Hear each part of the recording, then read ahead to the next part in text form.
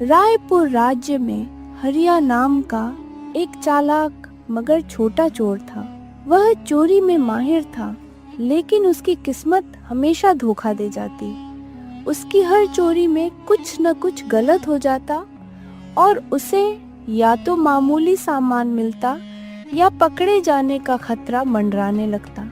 एक रात हरिया गांव के सबसे बड़े साहूकार के घर चोरी करने गया। बड़े ध्यान से उसने घर की खिड़की से अंदर घुसा और अलमारी की तलाशी ली। उसे एक भारी पोटली मिली।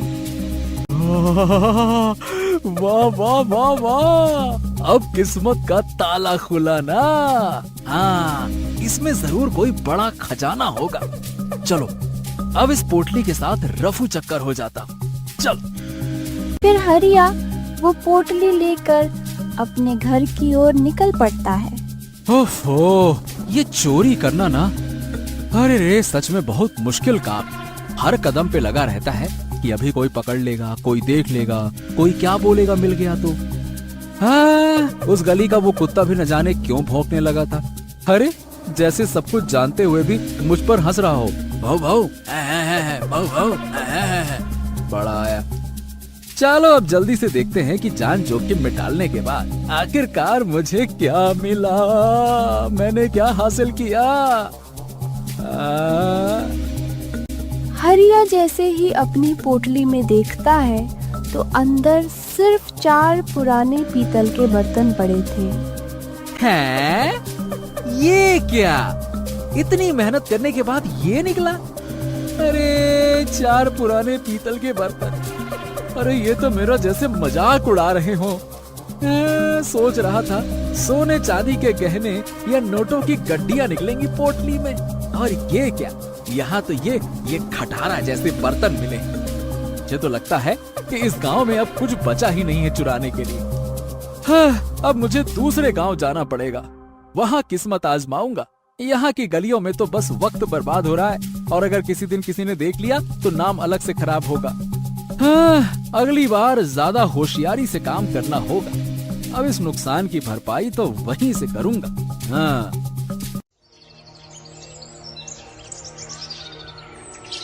अगले दिन हरिया ने फैसला किया कि वह दूसरे गांव शिवपुर चला जाएगा। शिवपुरी की बातें सुनी हैं, वहाँ अमीर लोग रहते हैं।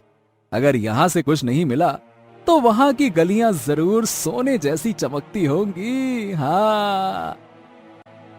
अगले दिन हरिया अपनी पोटली में मामूली सामान लेकर शिवपुर की ओर चल पड़ा। रास्ते में उसे एक अजीब आदमी मिला जो देखने में किसी चालाक चोर जैसा लग रहा था। अरे अरे अरे भाई, कहाँ चले जा रहे हो? तुम्हारा चेहरा देखकर लग रहा है कि तुम्हारी किस्मत तुमसे नाराज है? ऐसा क्या हो गया भाई? अरे मत पूछो, पूरी रात जोखिम में डालकर चोरी की और बदले में क्या मिला है? पुराने पीतल के बर्तन। अरे क्या बताऊं, मेहनत तो मैंने ऐसी की थी जैसे खजाना लेकर लौट रहा हूं, लेकिन जब पोटली खोली तो निकला ऐसा माल कि रोने का मन कर रहा था। वैसे भैया तुम कौन हो और कैसे जानते हो कि मेरी किस्मत खराब है? मेरा नाम मोहन है।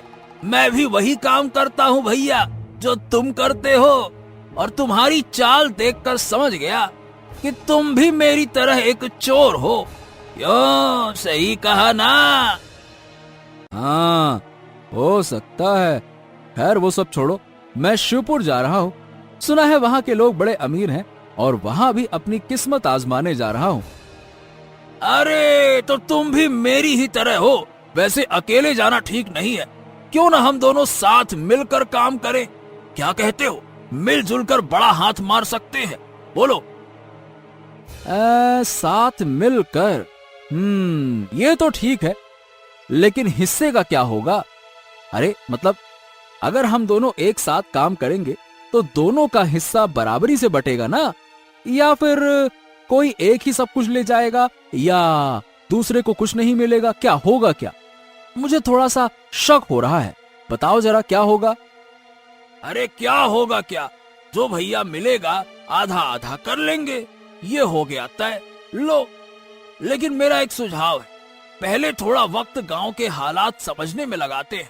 वहाँ के लोग कैसे हैं, क्या हालात हैं, और क्या हमें सचमुच कुछ फायदा होगा या नहीं, ये सब देख लेना चाहिए। फिर हम अपनी योजना बनाएंगे ताकि कोई गलती ना हो। क्या कहते हो, सही रहेगा ना? बात तो तुम सही कह रहे हो। ठीक है, चलो साथ चलते हैं।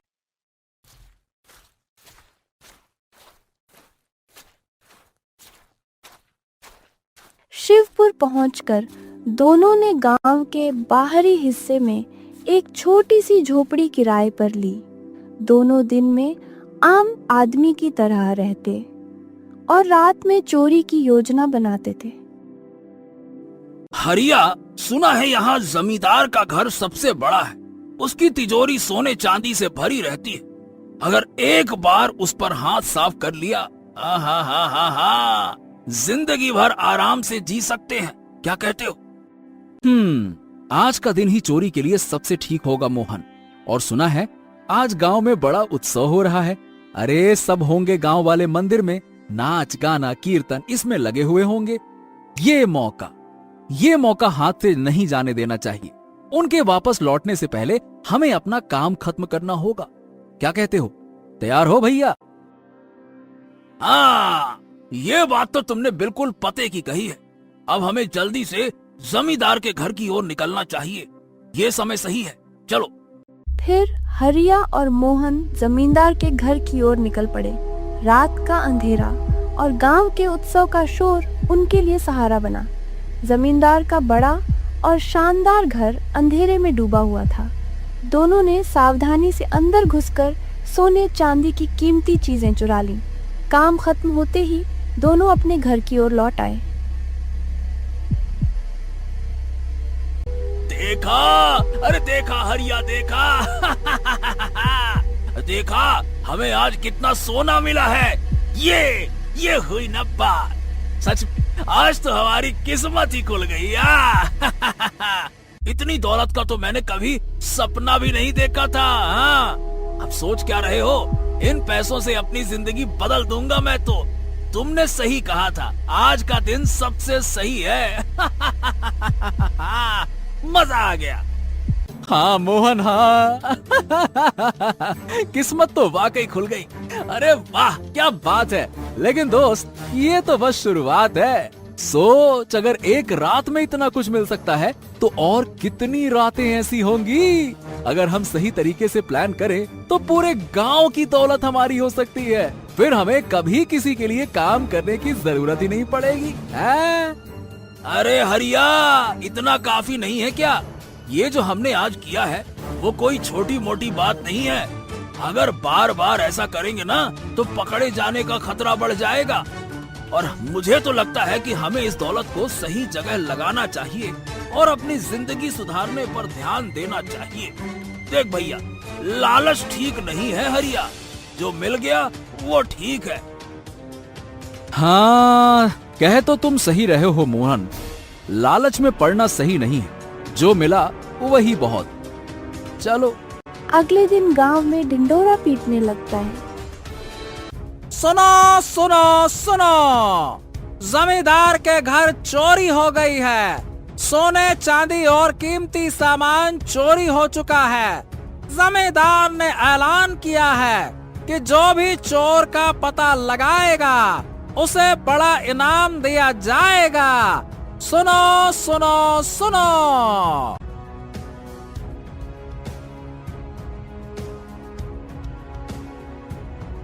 हाँ तो भाई सुनो मोहन, हमें जल्दी से जल्दी चोरी किया हुआ सामान कहीं छुपाना होगा। अरे अब तो पूरे गांव में चोरी के बारे में सबको पता चल चुका है। हमें सामान छुपाने में देरी नहीं करनी चाहिए। क्या कहते हो? हाँ, तुम ठीक कह रहे हो हरिया। अब हमें सचमुच जल्दी और सोच समझकर कदम उठाने होंगे। इस समय हमें सामान को कहीं गहरे और सुरक्षित जगह पर छुपाना होगा। हमें एक काम करना चाहिए। घर के पीछे पुराने बगीचे में एक गहरा गड्ढा खोदते हैं। सारा चोरी किया हुआ सामान उसमें डालकर अच्छे से ढक देते हैं। फिर उसके ऊपर एक पौधा लगा देते हैं। बस, ताकि किसी को शक ना हो। पौधा ऊपर होने से किसी का ध्यान भी नहीं जाएगा। क्या कहते हो? फिर दोनों ने मिलकर सारा सामान गड्ढे में डाल दिया और अच्छे से मिट्टी से ढक दिया। उसके ऊपर एक ताजे पौधे को लगा दिया। पौधे के ऊपर से मिट्टी को ठीक से समतल किया ताकि किसी को भी शक न हो। अगले ही दिन से जमींदार के सैनिकों हर घर की तलाशी लेना शुरू कर देते हैं। कौन हो तुम और इस गांव में क्यों आए हो? बोलो। हम क्या है कि पास के गांव से आए हैं। हमारे गांव में बारिश नहीं हो रही थी और फसलें नहीं उग रही थी। लोग रोजगार के बिना परेशान, इसीलिए हम यहाँ पे आए हैं ताकि कुछ काम मिल सके और अपनी जिंदगी सुधार सकें। हम किसी बुरे मकसद से नहीं आए हैं, बस मेहनत करने की सोच कर आए हैं। ठीक है, ठीक है, ठीक है। हमें जमींदार का आदेश है, इसलिए हम इस घर की तलाशी लेना चाहते हैं, समझे? हाँ हाँ, बिल्कुल बिल्कुल, आप हमारे घर की तलाशी ले सकते हैं। ले लीजिए, ले लीजिए। फिर सैनिकों ने पूरे घर की अच्छी तरह से तलाशी ली, पर कुछ नहीं मिला। फिर वो सैनिक वहां से चले जाते हैं। सैनिकों के जाने के बाद हरिया और मोहन ने राहत की सांस ली। उन्होंने महसूस किया कि एक और बार उन्होंने मुश्किल से बचकर अपनी जान बचाई थी, लेकिन यह राहत ज्यादा देर तक नहीं रह सकती थी। मोहन, आज तो जैसे तैसे बच गए। अगर हमने जल्दी कुछ नहीं किया ना, तो हमारे लिए मुश्किलें बढ़ सकती हैं। हमें यहाँ से निकल जाना चाहिए। हाँ हरिया, इस बार तो बच गए, लेकिन अगली बार क्या होगा? अब हमें समझदारी से काम लेना होगा और कहीं दूर छिपकर अपनी जिंदगी बितानी होगी। लेकिन सबसे पहले वो चोरी का सामान, क्या हम सच में उसे छोड़कर जा सकते हैं क्या? सोचो। हाँ, वो सामान तो बहुत कीमती है, लेकिन मोहन भाई, अब तो हमारी जान पर बनाई है। जान सलामत तो सब सलामत। हाँ, हमें वो सामान छोड़ना होगा। हमें अपनी जिंदगी को फिर से शुरू करना होगा, समझे? दोनों ने तय किया कि अब चोरी के सामान को छोड़कर बिना किसी और बुरे काम में शामिल हुए नई शुरुआत करेंगे। मोहन, हमें अब अपना रास्ता बदलना होगा। ये चोरी, ये भाग दौड़, हम कभी किसी को खुश नहीं कर सकते इससे। अगर हमें अपनी जिंदगी को फिर से सही रास्ते पर लाना है, तो ये सब छोड़ना होगा। तुम ठीक कहते हो हरिया। ये सब से पीछा छुड़ाने का अब समय आ गया है। अब हम नए रास्ते पर चलेंगे, जहां हम अपनी मेहनत से कुछ बना सकते। दोनों ने सारा सामान वहां छोड़ दिया और रात में चुपके से वहां से निकल गए। अगले दिन जमींदार को पता चलता है कि उसके गांव से 2 लोग चले गए हैं। तुरंत जमींदार सैनिकों के साथ उस घर की तलाशी लेने चले जाते हैं। जमींदार को घर के अंदर कुछ नहीं मिलता है। वो वहां से जाने ही वाला था, तभी उसे एक सैनिक बुलाता है।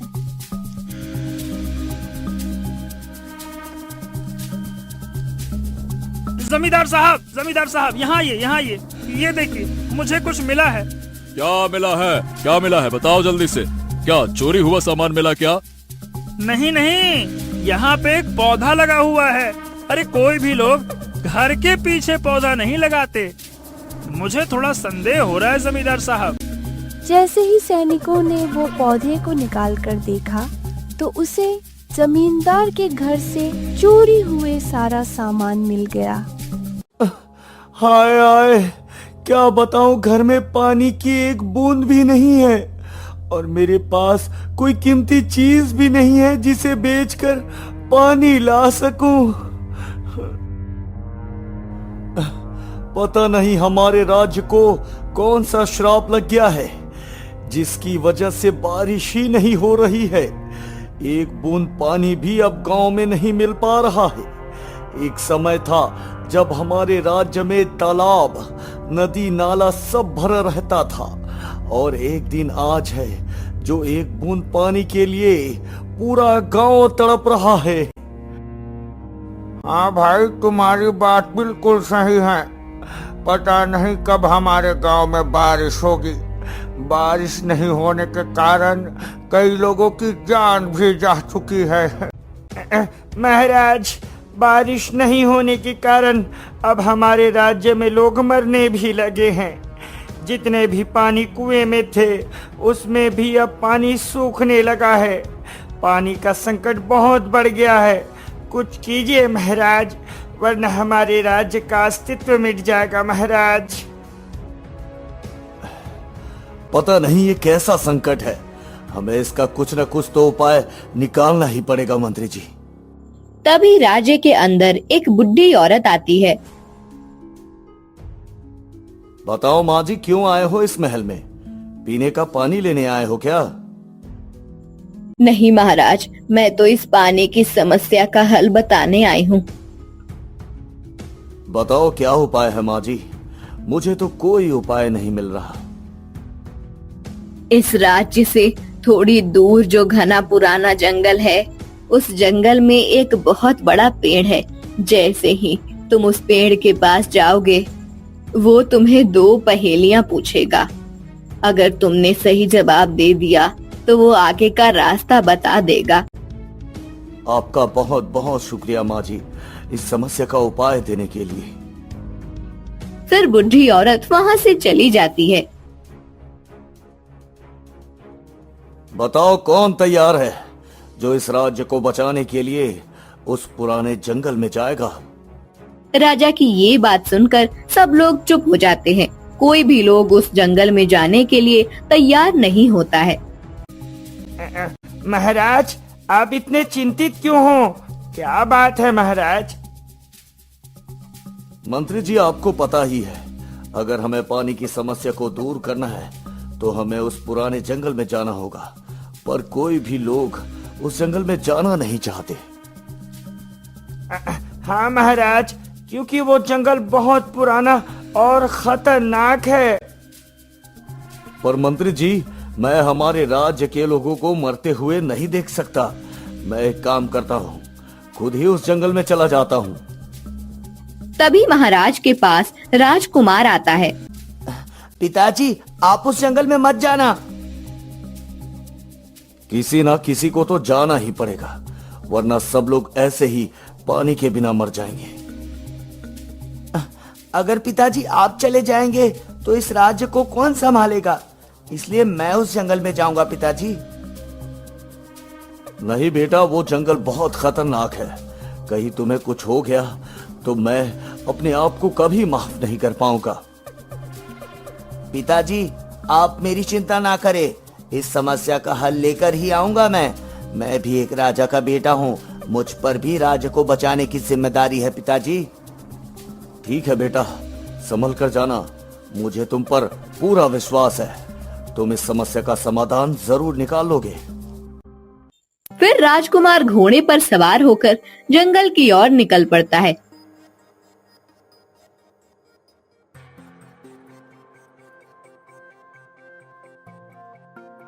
कई देर चलने के बाद आखिरकार राजकुमार को वो पुराना पेड़ मिल जाता है। मुझे तो लगता है कि ये वही पेड़ है जो लोगों से बात करता है।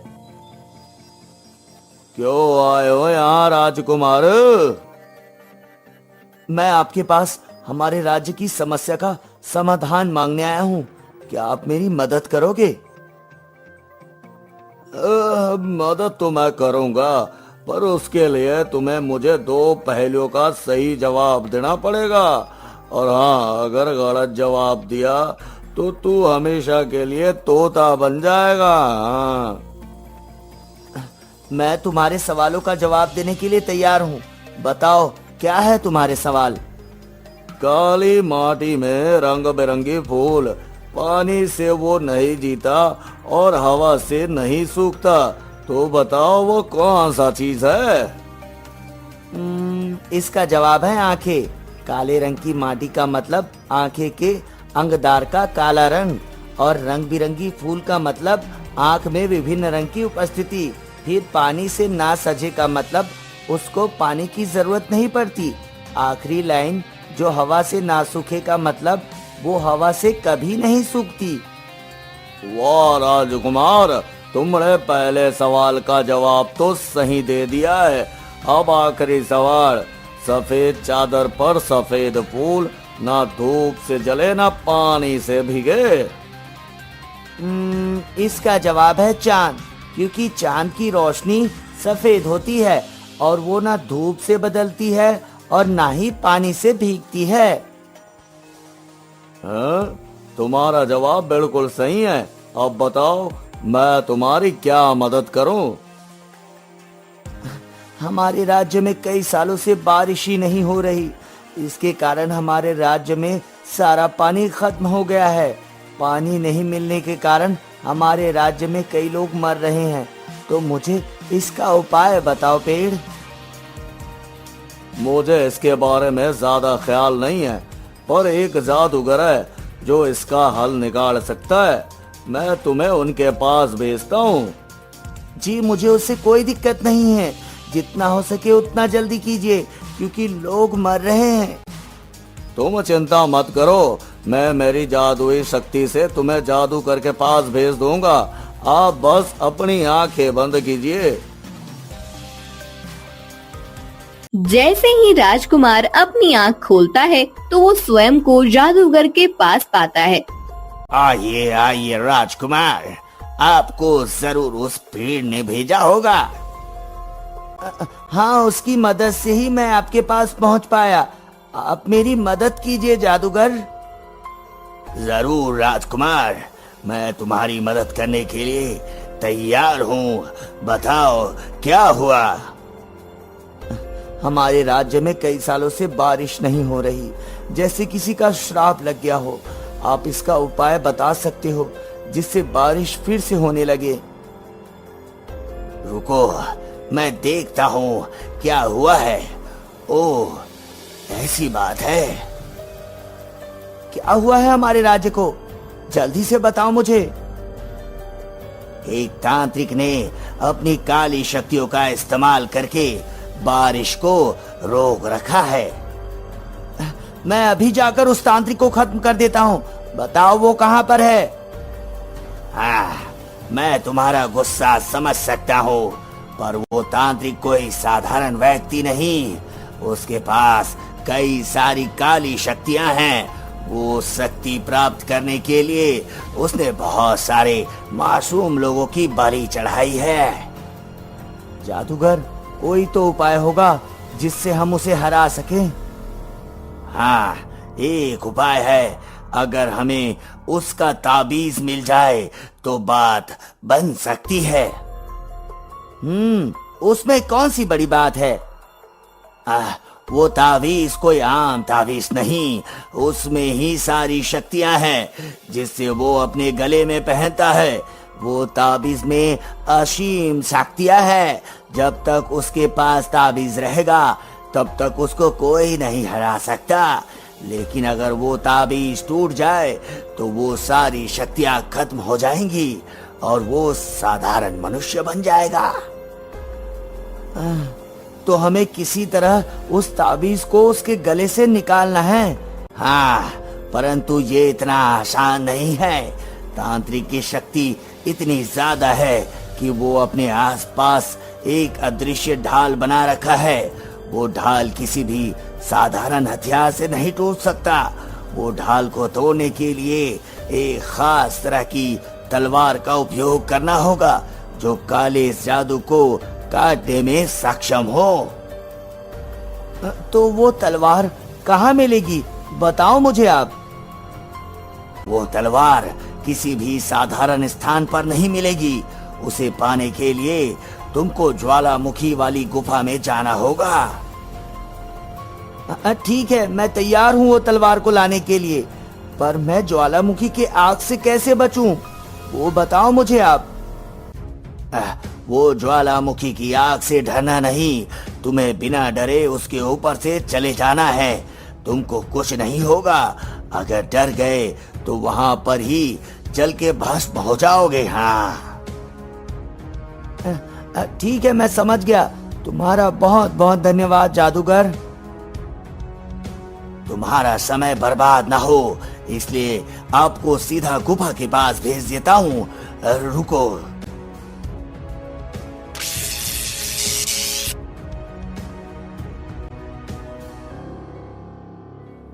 अरे ये गुफा में तो चारों ओर आग ही आग है, पर मुझे डरना नहीं है। किसी भी हालत में मुझे वो तलवार हासिल करनी है। हाँ। फिर राजकुमार गुफा के अंदर चले जाते हैं। कहरो, कौन हो तुम और इस तलवार को क्यों ले जाना चाहते हो? देखो, मैं राजकुमार हूँ और मैं मेरे राज्य को तांत्रिक के आतंक से मुक्त दिलवाना चाहता हूँ, इसलिए मैं ये तलवार लेकर जा रहा हूँ। इस तलवार को केवल वो ही उठा सकता है जो दिल का सच्चा और साहसिक हो। क्या तुम में ये सारे गुण हैं? मैं हमेशा अपने जीवन में सच्चाई और न्याय के मार्ग पर चलता हूँ। मैं अपने प्रजाजनों की रक्षा के लिए मेरी जान भी दे सकता हूँ। हाँ। फिर वो तलवार राजकुमार के पास चली जाती है। ये तलवार की शक्ति अपार है। अगर तुम्हारे मन में डर आया तो इसकी शक्ति कम हो जाएगी और वो तांत्रिक तुमको एक पुराने खंडहर में मिलेगा। तुम्हारा बहुत बहुत शुक्रिया गुफा। अब मैं चलता हूँ। फिर राजकुमार वो तांत्रिक को ढूंढने के लिए निकल पड़ते हैं। मुझे लगता है कि वो पुरानी खंडहर यही है। चलो अंदर जाकर देखता हूँ। तो आखिरकार तुम मेरे पास आ ही गए। पर तुमने यहाँ आकर बहुत बड़ी गलती कर दी। अब तुम जिंदा नहीं बचोगे राजकुमार। अब तक तुमने बहुत पाप कर लिया। अब तुम्हारा पाप का घड़ा भर चुका है। अब तुम्हारा अंत आ गया है तांत्रिक। मेरी शक्तियां असीम है, कोई मुझे छू भी नहीं सकता। राजकुमार जैसे ही आगे बढ़ते हैं तो तांत्रिक के ऊपर एक कवच आ जाता है। राजकुमार वो तलवार को निकालता है और कवच को तोड़ देते हैं।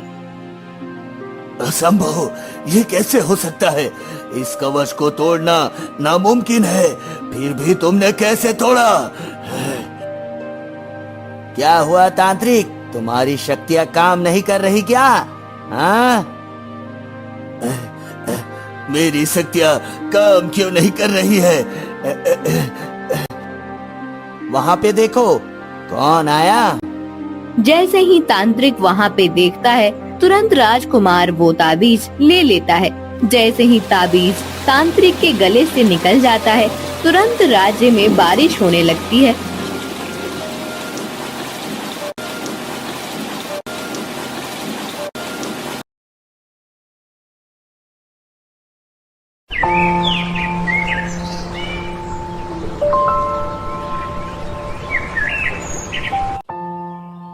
रामगढ़ नामक एक सुंदर सा गांव था, जहां पर एक राजा राज्य किया करता था। राजा के राज्य में सभी लोग सुखी जीवन यापन कर रहे थे। उसी राज्य में नरेश रहता था। नरेश राजा के यहाँ पर माली था। नरेश के एक बेटी थी जो उसकी बहुत सेवा करती। एक दिन जब नरेश महल से लौटकर आया तो उसने देखा कि कुछ आदमी जोर जोर से चिल्ला रहे थे, जिस पर नरेश ने रामू नाम के व्यक्ति से पूछा, क्या हुआ रामू, तुम लोग किसके पीछे भाग रहे हो? अरे भैया, चोर चोरी करके भाग रहा है, उसी का पीछा कर रहे हैं। क्या चोर? रुको, मैं उसे अभी पकड़ लाता हूँ। ये कहकर नरेश भी उसके पीछे भागा, पर तब तक चोर वहाँ से भाग गया था। नरेश जब घर लौटकर आया तो उसकी बेटी रोशनी ने कहा, क्या हुआ पिताजी, आप कहाँ गए थे और ये आवाज कैसी थी? अरे बेटे, हमारे गांव में चोर आ गया है, उसी के पीछे सभी भाग रहे थे। क्या चोर आ गया? आपने उसे पकड़ा नहीं? मैंने पकड़ने की कोशिश की, पर तब तक वह भाग गया। कोई बात नहीं, अब आप सो जाइए, कल आपको महल भी जाना है। हाँ हाँ, तुमने ठीक कहा। इसके बाद नरेश सो गया। अगली सुबह नरेश उठा और महल चला गया। क्योंकि नरेश महल में एक छोटा सा माली था जो महल के बगीचों की देखभाल किया करता था। वहीं रोशनी बहुत ही होशियार लड़की थी। रोशनी की माँ का देहांत बचपन में ही हो गया था, जिसके बाद रोशनी ने सारा घर संभाला। वहीं दूसरी तरफ राजा महल में काफी परेशान बैठे हुए थे। तभी वहाँ सेनापति आया और बोला, महाराज, अभी तक उस चोर का कुछ पता नहीं लगा है। आखिर हमारे गांव में चोर कहाँ से आ गया? मुझे नहीं पता महाराज, लगता है वह किसी दूसरे राज्य से आया होगा। मुझे कुछ नहीं पता, जल्द से जल्द उस चोर को पकड़ो, वरना मुझसे बुरा कोई नहीं होगा। हाँ हाँ, आप परेशान मत होइए, हम लोग उस चोर को पकड़ने की पूरी कोशिश कर रहे हैं। ठीक है, अब तुम जाओ। वैसे हमारी राजकुमारी कहाँ है? वह नजर नहीं आ रही। राजकुमारी को तो मैंने भी सुबह से नहीं देखा है। ये सुनकर राजा थोड़े हैरान हुए। वहीं सेनापति वहाँ से चला गया। तभी वहाँ पर रानी आई, जिस पर राजा ने कहा, अरे महारानी, आप यहाँ पर? राजकुमारी कहाँ है? पता नहीं वो कहाँ है, सुबह से ही गायब है। क्या सुबह से ही गायब है? आपने उन्हें देखा नहीं? नहीं, मैंने तो नहीं